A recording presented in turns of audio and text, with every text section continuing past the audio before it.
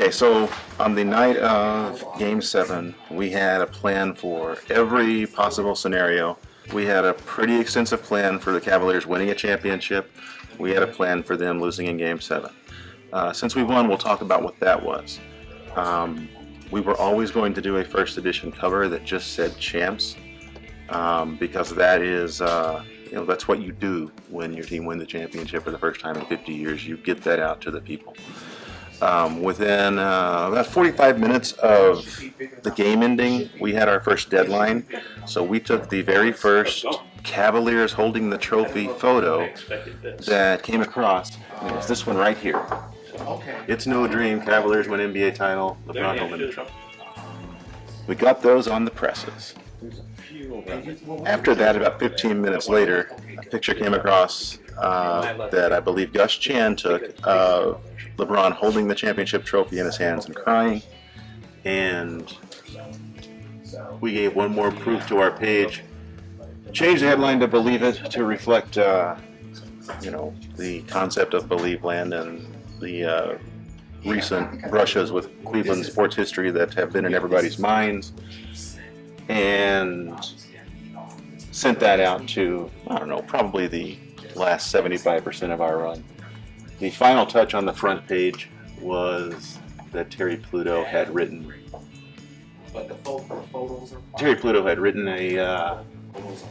an It's Over piece that he wrote on Sunday morning just in case they won.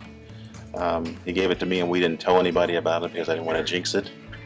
And as soon as the final buzzer sounded, we put that on the page. After that, we still had a 10-page section to fill, and that became a product of myself and our two sports designers sitting over there, and the entire copy desk, of which only a couple are in this room right now. That whole process took about 90 minutes. We took a little bit of extra time for proofing, and generally just made sure that before we sent that to the presses that we had as many eyeballs on every letter as we could. And all that was prefaced. Kind of the last thing I'll say was that there's a lot of people on our staff that are longtime Clevelanders, and this championship, besides meaning something to them as journalists, meant something to them as Clevelanders.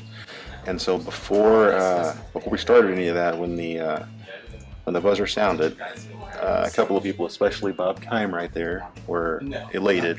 There was some celebration. We suspended the no cheering in the press box rule, and we said, everybody, let's take 5 minutes. Everybody took 5 minutes, sent texts, congratulations. Some people probably cried. And then they sat back down and they did their jobs for the rest of the night. When we left the paper at 2:30 of the night of, we came back here at about 3 a.m. We had just gone to catch last call at the Hooley House. We came back to see if anybody would actually be showing up in the middle of the night to buy papers. And outside, there was a steady stream of people. It looked like an all-night carnival almost.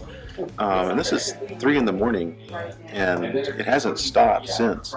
I can honestly say that I've never seen anything like this, and probably will never see it again. I don't think it makes some larger statement about print journalism, but what I think it does say is that there's certainly still a place for the newspaper that you can hold in your hand and keep and prove to your kids, your friends, your family. I was there for that.